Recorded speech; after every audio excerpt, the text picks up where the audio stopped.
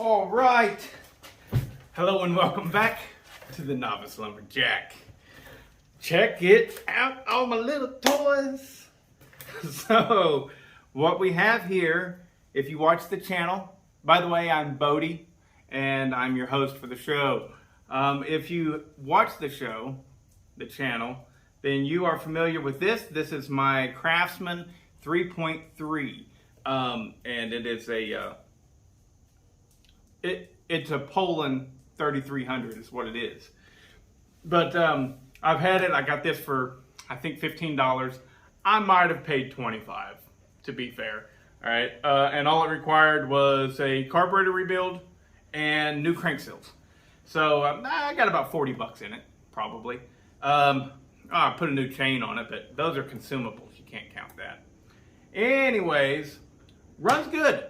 Good running little saw. However, this is the bare bore, all right? And that's what, I like it, it's fun, I can keep it in the truck and I really have no fear of someone stealing it. But it's a little weak, And I think it's all because of the bare bore. Now, I could be wrong on this. I'm just learning these Polands. And you know, honestly, my whole channel is called The Novice Lumberjack. I'm not a pro, but point is as much as I like it, the 54cc Poland Pro 330 that I made the Benford Bad Boy out of ran way better than this thing. And I think that it's largely because of that bare bore that's in there. The 330 also had a larger carburetor, but just barely.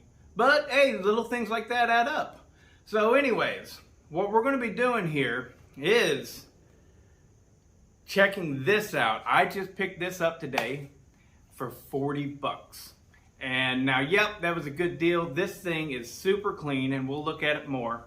But I feel like this thing probably, its whole life, maybe had 20 tanks ran through it, but I doubt if it's that much, honestly. It's probably more like a 5 to 10 tank chainsaw. Now time has degraded this sticker a little bit, but on the other side, woo, it's great. Anyways, hey Louie, get out of here. Go on, get out. Go. Anyways, so what we're going to do is we're going to look at these cylinders, pop the covers off, and see what is different, if anything, between these two saws. And this one right here, the guy told me, he said the tank is cracked, the gas tank. And so he was telling me about it, and he said he just went to pour in, he poured in gas one time and fuel was running out. And that's really all he could tell me. So my guess is that the tank's probably not cracked, because I don't think these things were known to have a cracked tank. What they were known for is the vent valve would go bad or fall off or whatever. And I'm hoping that's what happened, because I already know how to fix that real nice and easy. So, this is a 335. And the 335s were known to have a chrome bore with a bare aluminum piston. Again, because it's hard to sink in. I mean, I had only known Huskies and Steels, and they're all just about chrome bore aluminum pistons. I never even knew they did it a different way. But anyways, this one's known to have the chrome bore aluminum piston and a piston with a double ring. So we're going to find out if that's the case with this one here. I'm sure it is. I honestly don't know if that's going to affect the performance or not. I know what is said, or the idea about the design of the double ring, it would be less of a performance saw, more of a withstanding a lot of torture saw. The double ring seals better, but it also creates more friction. And so what you have is a saw that will take more abuse, run hot better, deal with high heat better, but at the same time it may not rev quite as high. That's a single ring setup, but it's aluminum boards killing it. All right, we are getting down to the nitty gritty here. Clutches look identical. So, mufflers look identical. I know that this one I've already taken the screen out of it, baffle, whatever you want to call it. This one I'm assuming is completely stock.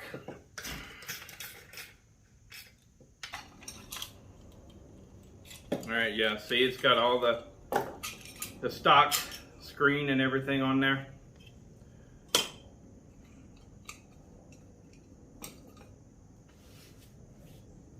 All right, I'm dying to look in there, but what's it called? Whatever, delayed gratification. I want that to be the last thing I look inside, because honestly, I'm not 100% certain that it is a chrome board. Not 100%.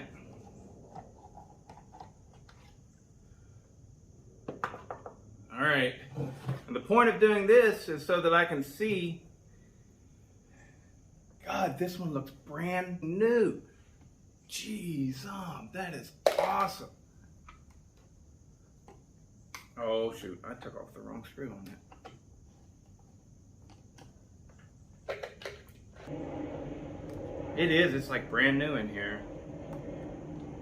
This is a nice saw. This is the deal that people like me, and probably people like you, just live for.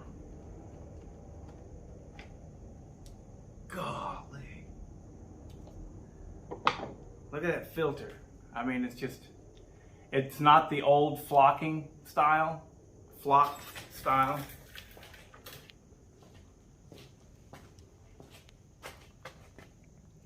Here's the old style with the flock, which this one's in good shape, it's fine. But this one, it's got like a nylon mesh. It's in great shape. Looks like there's some mold in there, possibly. I think they're both going to have the same size carbs. But, you know, that's what this video is about. It's comparing them. Comparing the cheaper version to the higher end version. I'm not 100% sure on this, but I think that at least once you got around the 50cc range, if it was a Poland Pro, I think they all had chrome boards. I'm not sure about that, but I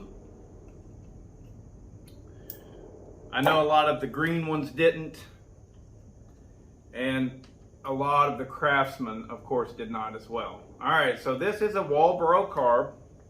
Walbro. I'm looking for the numbers on it. I think it's going to be a 49. Where are the numbers? It's an HDA 49. Yes, sirree. There you go. HDA 49. So we'll go ahead and just put that right back together. All right, now with this one, we are taking the carb all the way off, putting new fuel lines on it, and air tang. So we can go ahead and just snatch that carb.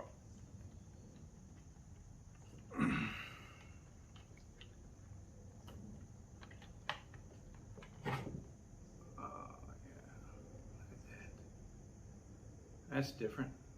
Never seen that kind of tank vent.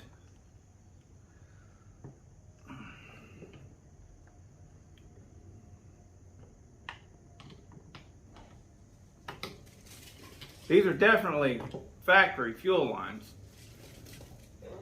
but they look like they appear they're Tygon. And this is, oh, what is that? Hold the phone.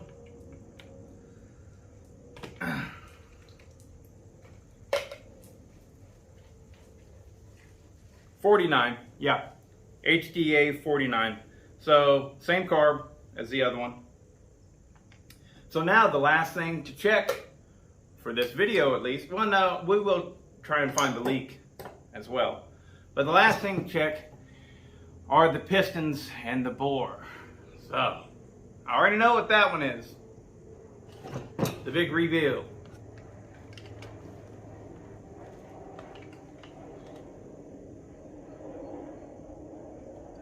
Yes!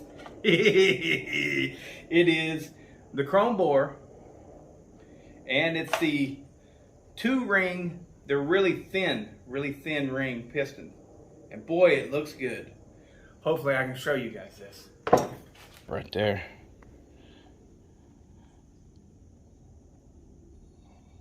Alright, so you got a good view of the piston, and boy, doesn't that look just freaking perfect. It's in perfect shape. So, there's that. And if I can get the light to work out right.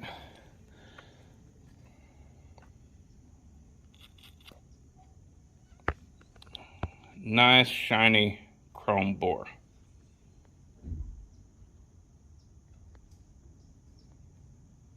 Very nice. There we go. All right, pause it.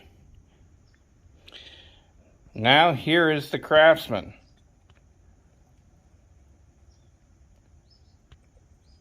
Piston's only got 1 ring, and I know that it doesn't really look that way to you guys, but it's quite a shiny piston, and there's no scoring whatsoever on that piston. All right, that tells you that's a chrome piston. Now, down in there, again, trying to get the light right. Can't reflect any light off at all, really. That's because the cylinder is dull. And because the cylinder is dull, let me see. Maybe that's better. Anyways, because the cylinder is dull, it tells you that it is bare. All right, now the other thing is to look at the letters. So these just have chrome letters. Well, for the Craftsman, as far as a guarantee for a chrome bore and a bare piston, right, what you want to look at is you want to see blue letters. Blue letters somewhere on there. I don't know, 3.3 might be blue, Craftsman might be blue, they all might be blue. But if you got blue on there, then bam, bada bing, bada boom, you've got your chrome bore. Also, these letters, some of them had some gold. And from what I'm told by Kevin, and if you're watching this video, you probably know who I'm talking about. He's on the Chainsaw Repair Group on Facebook, and he is the man that knows all about these things. So, according to Kevin, when they have gold lettering, it's like 50-50. They may have a chrome bore, they may have a bare bore, whatever. But, so there you go. There you have it. Now we see the differences between these two saws. All right. And while I got the camera right here, let's look at this again. It is so nice and clean. It is just immaculate for a saw that's actually been used a few times. So, very nice. So now, real quick, I'm going to pop this gas tank off of here, and we're going to find out where the leak is. I wanted to make sure and show you this too. So this is the tank vent. It's in there loose. Shoot, it could have been leaking just around there. But this is definitely the tank vent, and all it is that porous brass or whatever. Anyways, we've all seen them.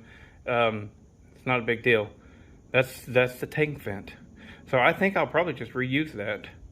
You know, put new lines on it because these are hard and brittle. But yeah, I'll just reuse that. Okay, so here we are with the gas tank off. All right, now it does have this seam that goes around here. This cap seems to have been glued in place or something, right? So it could be leaking from around this, the guy did say it was cracked, you know. So what I'm going to do is I'm just going to... Oh, that's on there tight.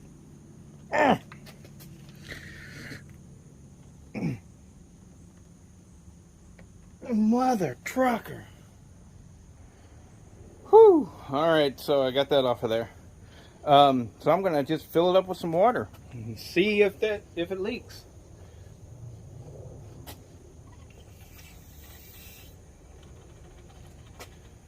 Try not to spill anything.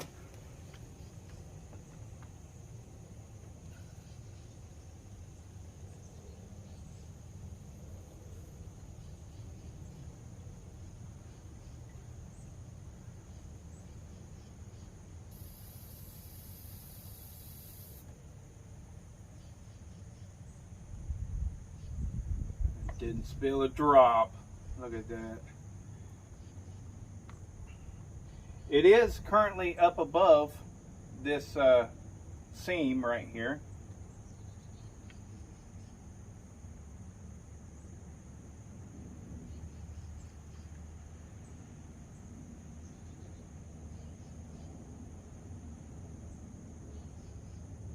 Does not appear to be leaking. So,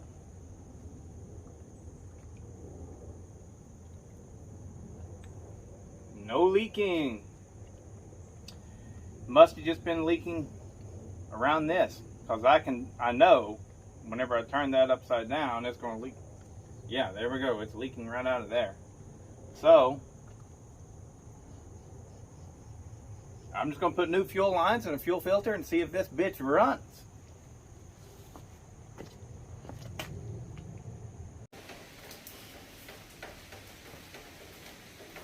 Alright, we've got it back together. Got new fuel lines on there. I do want to add that the vent line for the gas tank did ultimately have a duckbill valve on the inside of the tank. But we're sitting here with a full tank of gas and it's not leaking. I want to leave the air filter off so that I can see if it's actually pulling fuel. So we're going to choke it. I opened up the carb, cleaned it up. It was nasty in there, but it didn't seem bad. I had a different diaphragm that would fit it, and I think it's going to work. We'll see. Yeah, it's already pulling fuel. Already, one pull.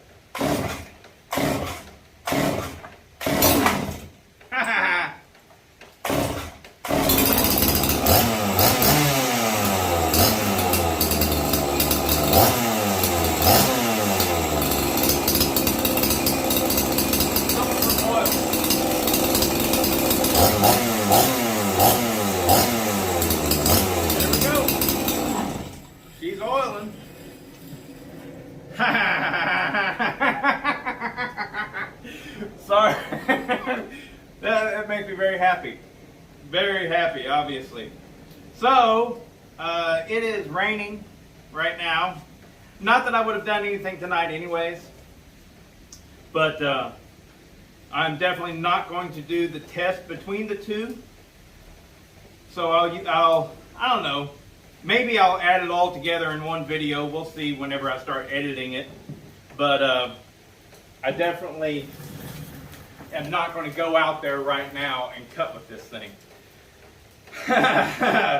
Boy, it just fired right up. Isn't that awesome? Man, these are nice saws. You know? Find one. The oddly beneficial thing with Poland being so crappy is that, you know, people associate them, even the old ones, with a crappy saw. And they're just not. Especially this. I mean, I had a 3400 and that thing never ran right for me, even though it was cherry. But the guy I sold it to loved it. He was like, oh, that's the easiest starting saw in the world. But for me, it never did want to perform. So this series of saws, the ones that look like this, I like it. Good saws. So